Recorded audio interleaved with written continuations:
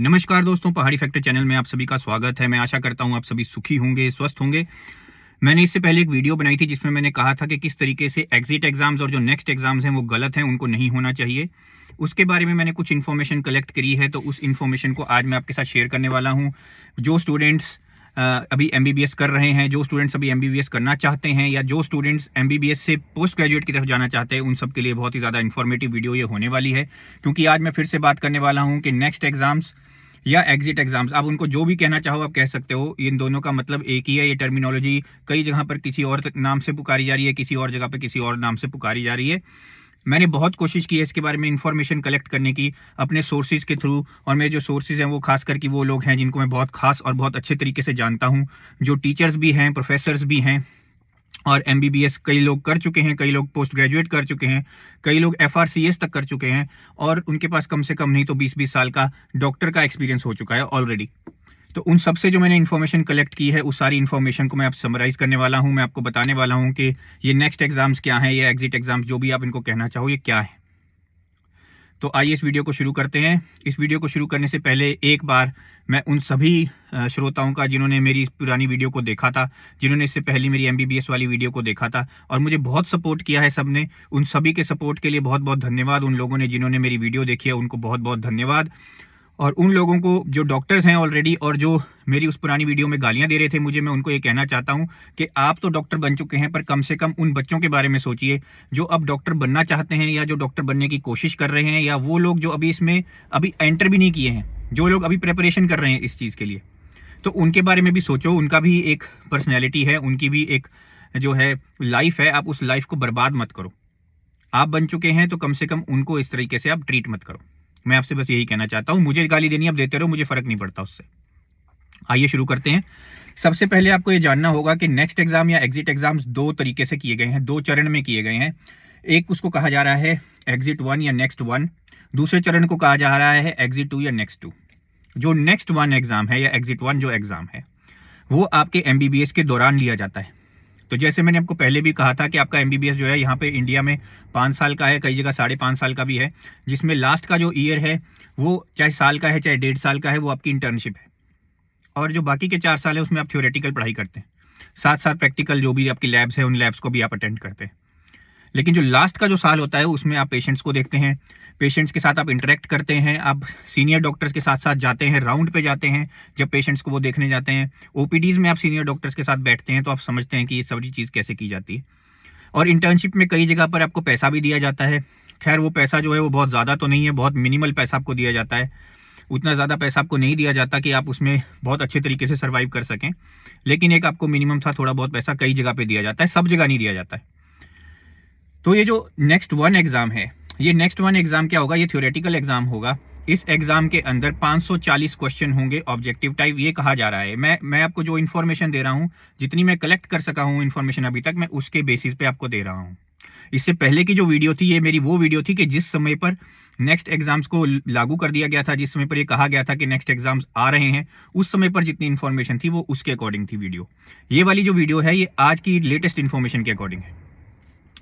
तो जो next 1 exam है, 540 क्वेश्चन थ्योरेटिकल क्वेश्चंस होंगे और ये ऑब्जेक्टिव टाइप क्वेश्चंस होंगे। और ये जो एग्जाम है ये इसको स्प्रेड किया जाएगा कुछ दिनों के अंदर, हो सकता है 3 दिन या 4 दिन या कुछ इस तरीके से ये एग्जाम लिया जाएगा। इस एग्जाम में आपके जो मार्क्स होंगे, जो स्कोर आपका आएगा, उस स्कोर को वो जो है आगे यूज़ किया जाएगा। मैं आपको बताऊंगा कैसे यूज़ किया जाएगा, पर इससे आपको स्कोर मिलेगा, एक नंबर मिलेगा। उस नंबर के बेसिस पे, उस वैल्यू की बेसिस पे आपको आगे भी असेस किया जाएगा। फिर इस नेक्स्ट का जो नेक्स्ट 1 एग्जाम है, इसके साथ साथ आपको अपने जो आपके एनुअल एग्जाम्स हैं वो तो आपको देने ही देने हैं। एनुअल एग्जाम्स आपके कैंसिल नहीं किए गए हैं, एनुअल एग्जाम्स को रिमूव नहीं किया गया है, ये एनुअल एग्जाम्स की जगह पर नहीं है, ये अलग से एग्जाम है। तो एनुअल एग्जाम्स तो आप दे ही रहे हैं, हर साल दे रहे हैं। और कुछ कुछ यूनिवर्सिटीज़ के अंदर, कुछ कुछ कॉलेजेस के अंदर, मैंने आपको पहले भी कहा है कि क्वार्टरली एग्जाम्स भी होते हैं, 6 मंथली एग्जाम्स भी होते हैं, वाई भी होता है, प्रैक्टिकल भी होता है, थ्योरी भी होती है, सब कुछ होता है। तो वो आप सब कुछ कर ही रहे हैं, उसके मार्क्स आपके अलग से बन ही रहे हैं। उसके बाद क्या होगा कि अगर आपने वो नेक्स्ट एग्जाम क्लियर कर लिया, जिसको क्लियर करने के लिए 50% मार्क्स लेना बहुत ज़्यादा ज़रूरी है। अगर आपने 50% मार्क्स नहीं लिए तो शायद आपको वो क्वालिफाइड ना माने और आपको आगे नहीं जाने देंगे। ये तो क्लियर ही है कि अगर आप वो एग्जिट 1 या नेक्स्ट 1 क्लियर नहीं करते हो तो आप इंटर्नशिप की स्टेज पे नहीं जाओगे। यानी कि आपने एमबीबीएस की पढ़ाई करी, आप एमबीबीएस में एंटर किए, बहुत मेहनत करी, आप किसी ना किसी तरीके से इतना एंट्रेंस एग्जाम दे करके, दिन रात मेहनत करके, अपनी जान की बाजी लगा करके आप लोगों ने उसकी तैयारी की है, आपको एमबीबीएस की में एडमिशन मिलती है। और एमबीबीएस में जब आपको एडमिशन मिलती है तो आपको ये कह दिया जाता है कि अब आपने एग्जिट 1 भी क्लियर करना है। अगर आप एग्जिट 1 नहीं क्लियर करेंगे तो आपको इंटर्नशिप में हम बैठने ही नहीं देंगे, आप इंटर्नशिप कर ही नहीं सकेंगे। तो ये एक बहुत बड़ी धांधली हो जाएगी उन स्टूडेंट्स के साथ जो स्टूडेंट्स बेचारे मेहनत कर रहे हैं, जो स्टूडेंट्स बेचारे दिन रात एक कर रहे हैं। अगर आपने वो एग्जिट एग्जाम क्लियर नहीं किया, आपको इंटर्नशिप में नहीं बैठने दिया जाएगा। मान लीजिए आपने क्लियर कर लिया, किसी तरीके से जोर लगा करके, ट्यूशंस रख के, जो भी आपने करना है उस तरीके से आपने क्लियर कर लिया। क्लियर करने के बाद, एग्जिट एग्जाम को क्लियर करने के बाद आप जो है इंटर्नशिप करेंगे। इंटर्नशिप का प्रोसेस सेम है, उसके बाद भी जो इंटर्नशिप के एग्जाम्स होने हैं वो होने ही हैं, इंटर्नशिप वाइवास जो होने हैं वो होने ही हैं, वो सब कुछ आपको देना ही देना है। उसके बाद क्या होगा, उसके बाद आपसे लिया जाएगा एग्जिट 2 एग्जाम। अब ये जो एग्जिट 2 एग्जाम या नेक्स्ट 2 एग्जाम, जो भी आप इसको बोलना चाहें, ये एग्जाम किस लिए है? ये एग्जाम आपकी प्रैक्टिकल स्किल्स को असेस करने के लिए है। अब इस एग्जाम में क्या किया था, बड़ी विचित्र बात है, इस एग्जाम के अंदर वाइवास लिए जाएंगे और उन वाइवास के बेसिस पे, या जैसे भी उन्होंने असेस करना है आपकी प्रैक्टिकल स्किल्स को, उसके बेसिस पे, रिटर्न इसमें कुछ नहीं है, कोई रिटर्न एग्जाम नहीं है, लेकिन आपका ये जो एग्जाम है, चाहे वाइवा से है, चाहे आप इंटरव्यू समझ लीजिए इसको, चाहे कुछ समझ लीजिए, उस बेसिस पे ये आपको असेस करेंगे और इसका कोई स्कोर नहीं है, इसमें आपको कोई अंक नहीं दिए जाएंगे, इसमें आपको पास या फेल कहा जाएगा, सिर्फ पास या फेल। तो अगर आप फेल हो गए, आपको पता ही है वो फिर पूरा प्रोसेस क्या है, लेकिन अगर आप पास हो जाते हैं तो ये जो नेक्स्ट का 2 एग्जाम है, ये सिर्फ आपको इतना कह रहा है कि आप ये चीज को, स्टेज को क्लियर कर चुके हो, आपको प्रैक्टिकल स्किल्स हैं। लेकिन ये जो नेक्स्ट का 2 एग्जाम और नेक्स्ट का 1 जो एग्जाम है, इन दोनों के जो स्कोर है, कलेक्टिव जो स्कोर है, चाहे एग्जिट 1, नेक्स्ट 1, जो भी आपने कहना कहते रहो, इसका जो कलेक्टिव स्कोर है, उस कलेक्टिव स्कोर के आधार पर आपको पोस्ट ग्रेजुएट में एडमिशन दी जाएगी। यानी कि जो पोस्ट ग्रेजुएट का आपको एंट्रेंस देना पड़ रहा था, वो अब शायद वो नहीं लिया जाएगा, उसको रिप्लेस कर दिया जाएगा इससे, ये कहा जा रहा है। लेकिन इसमें समझने वाली बात यह है कि जो नेक्स्ट 1 है, उसी का जो स्कोर है, वही स्कोर बताएगा कि आपको कहाँ एडमिशन दी जाएगी, किस बेसिस पे एडमिशन दी जाएगी, क्योंकि उसमें ही वैल्यू है, उसी में नंबर आ रहा है। जो दूसरे वाला है वो सिर्फ आपको पास या फेल बता रहा है, वो सिर्फ इतना कह रहा है आपको स्किल्स हैं या नहीं है। तो पास आपको दोनों को करना है, मिनिमम मार्क्स आपको दोनों में लेने हैं to be able to qualify that. लेकिन आपको एडमिशन किस बेसिस पे मिलेगी, नेक्स्ट 1 के स्कोर के बेसिस पे मिलेगी। तो आपको नेक्स्ट 1 को बहुत ही मैं कहूंगा जोर लगा करके आपको करना होगा, अच्छे तरीके से आपको करना होगा, उसमें ज्यादा स्कोर आपको लेना होगा। अब मैंने आपको जैसा ये बताया कि ये पोस्ट ग्रेजुएट की एडमिशन की एंट्रेंस एग्जाम को रिप्लेस करेगा, तो लोग बोलेंगे यार इसमें फिर बुरा क्या है, ये तो अच्छी चीज हुई। ये अच्छी चीज नहीं है, मैं आपको बताता हूं उसकी और डिटेल। अब ये जो नेक्स्ट 1 की जो डिटेल है ना, उसी को समझना पड़ेगा। नेक्स्ट 2 को आप अभी थोड़ी देर के लिए छोड़ दीजिए, क्योंकि नेक्स्ट 2 या एग्जिट 2 किसी काम का नहीं है। वो सिर्फ आपकी प्रैक्टिकल स्किल्स को असेस करेगा, येस नो करेगा, पास फेल करेगा, और वो असेसमेंट जो भी करेगा आपकी, चाहे वो आपका अपना प्रोफेसर हो, चाहे वो किसी और यूनिवर्सिटी से एक्सटर्नल एग्जामिनर आया हो, आपको पता ही है वो यूनिवर्सिटीज़ में किस तरीके से किया जाता है। मैं भी टीचर रहा हूँ, मैंने भी देखा है कि लोग टीचिंग में क्या करते हैं। मुझे अच्छी तरीके से पता है कि एग्जाम्स में पेपर भी किस तरीके से चेक होते हैं। तो ये जो सारी जो चीज़ें होती हैं, ये पहले से ही सब कुछ मैनेज होती हैं। सबको पता होता है कि बहुत ज़्यादा स्कोर जो है वो किसी का नहीं दिया जाएगा, और मतलब बहुत ज़्यादा जो है अच्छे तरीके से वाइवा नहीं लिया जाएगा। सबको मालूम है किस तरीके से लिया जाना है, क्या होना है, क्या नहीं होना है।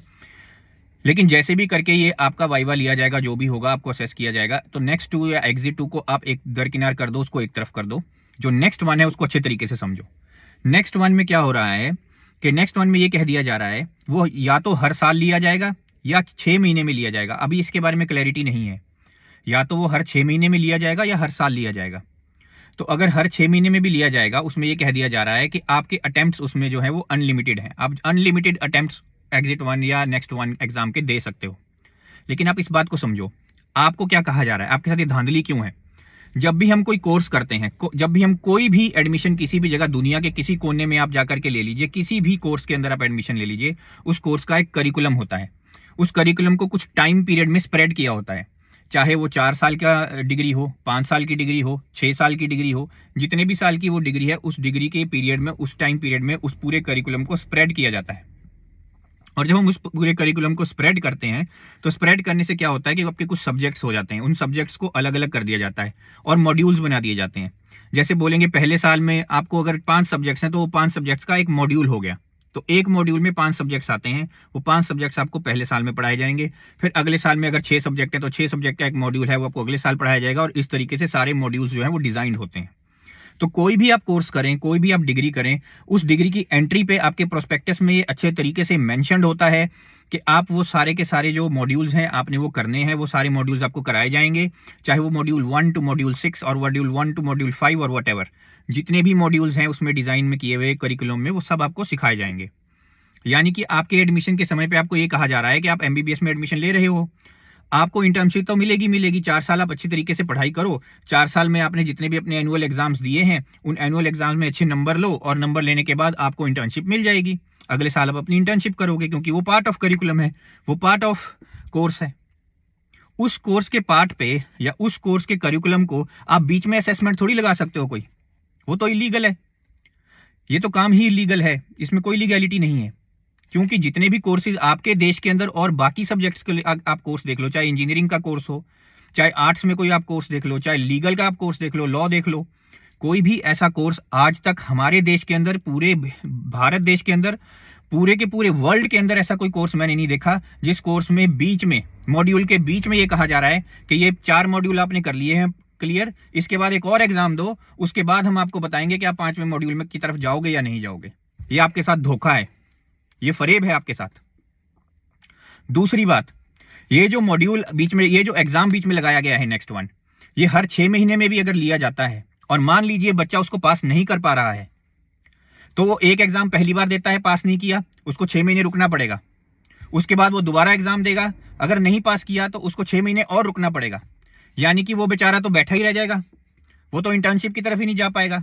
तो आपने उसके जो कोर्स का पूरा टाइम पीरियड जो सेट किया है 5 ईयर्स का या 5.5 ईयर्स का, what ever that time period is, आप तो उस टाइम पीरियड को भी प्रेफरेंस नहीं दे रहे हो। तो ये बच्चे के साथ धोखा नहीं है तो और क्या है, ये तो माँ बाप के साथ भी धोखा है, ये तो हर हिंदुस्तानी के साथ धोखा है। और ये क्यों किया जा रहा है, इसको किस लिए बीच में लागू किया जा रहा है, क्या फायदा है इससे, किसका फायदा है, ये आपको सोचना होगा। क्योंकि ये जो एग्जाम्स हैं ये इसलिए डाले जा रहे हैं ताकि ट्यूशन सेंटर्स को, ट्यूशन रैकेट्स को, जितने भी ये ट्यूशन के स्कैम्स चल रहे हैं हमारे देश के अंदर, ये ट्यूशन रैकेट्स को प्रमोट किया जाए। क्योंकि बच्चा उस एग्जाम को अपने आप तो क्लियर कर नहीं पाएगा, टीचर्स के पास वो स्किल ही मौजूद नहीं है, वो टीचर्स क्या पढ़ाएंगे, इंफ्रास्ट्रक्चर कई जगह मौजूद नहीं है, आप डॉक्टर से मिलिए, कई जगह कैडेवर्स पूरे नहीं है, बच्चे बेचारे, एक कैडेवर होता है, एक कैडेवर के पीछे कम से कम नहीं तो 10-10, 20-20 बच्चे उस कैडेवर को देख रहे होते हैं। जब आपका एनाटॉमी का क्लास लगती है तो एनाटॉमी की क्लास में एक एक कैडेवर में 10-10, 20-20 बच्चे होते हैं उस एक कैडेवर के ऊपर। और वो जो एक कैडेवर भी जो होता है ना, उसको वो कई बैचेस से यूज किया जा रहा होता है, बहुत पुराने बैचेस से वो यूज हो रहा होता है। तो उस कैडेवर में कुछ बचा ही नहीं होता दिखाने के लिए, उसके तो मैं कहता हूँ चीथड़े उड़ाए होते हैं उस कैडेवर के। वो चीथड़ों में क्या देखोगे आप, एक तो पहले ही दूर है, वैसे नहीं दिख रहा, उसके बाद आप उसको अपने हाथ से टच करके नहीं देख सकते। तो इंफ्रास्ट्रक्चर भी आपके पास पूरा नहीं है, कई जगह पूरी लैब्स नहीं है, कई जगह पर पूरे इक्विपमेंट्स नहीं है लैब के अंदर। तो बच्चे बेचारे क्या पढ़ेंगे। और जब आपकी पढ़ाई ठीक नहीं है, जब आपका इंफ्रास्ट्रक्चर पूरा नहीं है, जब आपके कॉलेज ठीक नहीं है, जब आपके टीचर्स पूरी तरह स्किल्ड नहीं है, तो आप बच्चों के ऊपर क्यों ये बोझ डाल रहे हो कि बच्चे एक और एग्जाम दें। तो वो जो बच्चे हैं बेचारे वो एग्जाम देंगे, कोशिश तो उनको करनी पड़ेगी, मजबूर हैं, उस डिग्री के अंदर बेचारों ने एंट्री ले ली है, 4 साल अपनी जिंदगी के लगा चुके हैं, तो क्या करेंगे बेचारे, उनको देना पड़ेगा। फिर वो कहाँ जाएंगे, फिर वो जाएंगे ट्यूशन सेंटर्स की तरफ। हेल्प तो उनको चाहिए ही है, हेल्प लेने के लिए ट्यूशन सेंटर्स जाएंगे। ट्यूशन सेंटर्स जो है वो इसके 10-10, 15-15 लाख भी चार्ज कर सकते हैं। अब आप खुद सोच करके देखिए वो क्यों चार्ज नहीं करेंगे, उनको पता है अगर आप ये पास नहीं कर पाए तो आप एमबीबीएस पूरी नहीं करेंगे, अगर आप एमबीबीएस पूरी नहीं कर सकते तो आपके 4 साल वेस्ट हो गए। अब कोई भी माँ बाप जो है जिसने अपने बच्चों को एडमिशन दिलाई है वो अपने बच्चे के 4-5 साल वेस्ट थोड़ी करेगा, तो पैसे खर्चेंगे माँ बाप। अब ये ट्यूशन सेंटर्स के ऊपर है, वो 2 लाख फीस रखें, वो 5 लाख फीस रखें, वो 10 लाख फीस रखें, वो जो मर्जी फीस रख दें, उसके बारे में कुछ भी नहीं होगा। तो ये क्या धांधली है, धांधली नहीं है तो और क्या है, आप बताइए मुझे। फिर आप ये सोचने वाली बात है, उसमें एक मैक्सिमम टाइम पीरियड भी रखा गया है। मैक्सिमम टाइम पीरियड ये रखा गया है कि अगर आप नेक्स्ट वन एग्जाम दे रहे हो मल्टीपल टाइम्स, पास नहीं कर रहे हो, तो आपका मैक्सिमम टाइम पीरियड है 10 ईयर्स का, आपको 10 साल के अंदर अंदर उसे पास करना ही है। यानी एडमिशन आपने जब ली है तब से लेकर के 10 साल है, या जब आप चौथे साल में पहुंचते हो वहां से लेकर के 10 साल है, वो अभी क्लैरिटी नहीं है। मुझे जो समझ में आया, मुझे ऐसा लगता है कि जब आपने एडमिशन ली है उस डेट से लेकर के 10 ईयर का टाइम पीरियड रखा है कि मैक्सिमम 10 ईयर के अंदर अंदर आपको अपना एग्जिट 1 नेक्स्ट 1 क्लियर करना है। और मान लीजिए अगर बच्चा नहीं क्लियर कर पाया 10 साल के अंदर भी बेचारा नहीं क्लियर कर पाया, क्योंकि क्लैरिटी किसी को भी नहीं है, टीचर्स को भी पता नहीं है। मान लीजिए अगर 10 साल तक नहीं क्लियर कर पाया तो उसके साथ कितनी बड़ी धांधली है ये। तो क्या उसके 10 साल जो है वेस्ट हो गए, क्योंकि डिग्री तो उसको मिलेगी नहीं, एमबीबीएस वो माना नहीं जाएगा, प्रैक्टिस वो कर नहीं सकता, डॉक्टर वो है ही नहीं, तो वो क्या करेगा बेचारा बच्चा। और वो जितनी बार भी वो अटेम्प्ट करना है ना आप लोगों ने दोस्तों, आपको हर बार उसका फॉर्म भरना पड़ेगा। नेक्स्ट एग्जाम का फॉर्म आपको बार बार भरना है, जितनी बार भी आप उसका एग्जाम दे रहे हो। अगर एक ही बारी में क्लियर कर रहे हो बहुत अच्छी बात है, लेकिन तब भी आपको उसका फॉर्म अलग से भरना है। तो उस फॉर्म को अलग से भरोगे, उस फॉर्म को भरने के पैसे लिए जाएंगे, तो वो पैसे आपसे फालतू ही लिए जा रहे हैं ना। क्यों लिए जा रहे हैं? आप लोग उसके ऊपर सवाल क्यों नहीं उठा रहे हो? आम आदमी का ही तो पैसा वेस्ट हो रहा है। फिर जो सबसे इंपॉर्टेंट बात, इसमें टैक्स पेयर का मनी वेस्ट हो रहा है। अब इतने बड़े एग्जाम को कंडक्ट करना और उसको बीच में लगाना, और उसके लिए आपको टीचर्स भी चाहिए, जो भी आपने तरीका अपनाना है उसके लिए। चाहे अगर ऑनलाइन लेना है तो ऑनलाइन पूरा रिसोर्स चाहिए, अगर आपने ऑफलाइन लेना है, रिटर्न एग्जाम लेना है, कागजों पे लेना है, तो उसका पूरा रिसोर्स चाहिए।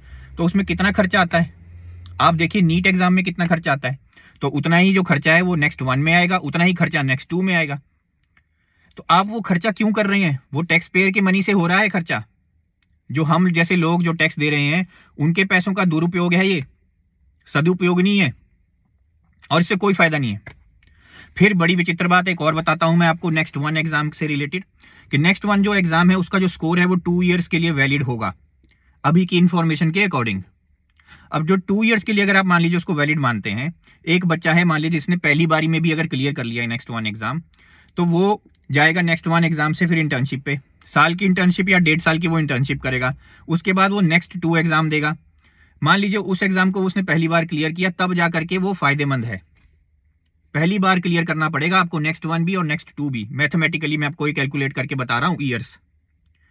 अगर आप पहली बारी मान लीजिए नहीं क्लियर कर पा रहे हैं, मान लीजिए कोई बच्चा है जिसने नेक्स्ट 1 एग्जाम पहली बारी क्लियर नहीं किया, तो उसको 6 महीने वेट करना है। 6 महीने बेचारा वेट करेगा, फिर वो एग्जाम देगा नेक्स्ट 1 का, तब वो उसको क्लियर करेगा। फिर उसके बाद 2 साल का पीरियड है, उस 2 साल की वैलिडिटी है। फिर वो अपनी इंटर्नशिप करेगा, साल 1.5 साल की मान लीजिए इंटर्नशिप, 1.5 साल उसने इंटर्नशिप पे लगा दी है। तो अब उसके पास कितना टाइम बचा उसकी वैलिडिटी का? 6 महीने बचे। अब मान लीजिए वो नेक्स्ट 2 का एग्जाम देता है और नहीं क्लियर कर पाता, तो उसको 6 महीने फिर वेट करना पड़ेगा। फिर उसकी वैलिडिटी कहाँ गई? वैलिडिटी खत्म हो गई। फिर उसको नेक्स्ट 1 फिर दोबारा देना पड़ेगा। तो ये क्या पागलपना है? और मैं आपको यकीन दिला रहा हूं, मैं आपको सच बता रहा हूं, मैं टीचर रहा हूं पर इंजीनियरिंग कॉलेज में रहा हूं। ऐसी बात नहीं है कि मैं मेडिकल कॉलेज का हूं, मैं हूं इंजीनियरिंग साइड का। लेकिन मेरे बहुत सारे दोस्त हैं, मेरे बहुत सारे रिश्तेदार हैं जो डॉक्टर्स हैं, जो प्रोफेसर्स भी हैं, या इंडिया में भी हैं, फॉरेन कंट्रीज में भी हैं। तो ऐसा नहीं है कि मुझे कोई जानता नहीं है, मुझे पता नहीं है मेडिकल डिग्री क्या होती है, कैसे पढ़ाया जाता है, क्या करिकुलम होता है, सब पता है मुझे।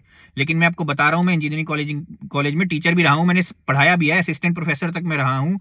और मैं आपको बता रहा हूँ ये जितनी भी ये एग्जामिनेशन सिस्टम है जिसको बार बार लागू किया जाता है, जिसमें ये कहा जाता है कि आप री एग्जाम देते रहो, वो पैसा कमाने का जरिया है और कुछ नहीं है। क्योंकि जो पेपर चेक होते हैं ना दोस्तों, वो अच्छे तरीके से चेक नहीं होते। पेपर्स को कोई डिटेल में चेक नहीं करता है। जो रिटर्न पेपर्स होते हैं उनको डिटेल में चेक नहीं किया जाता।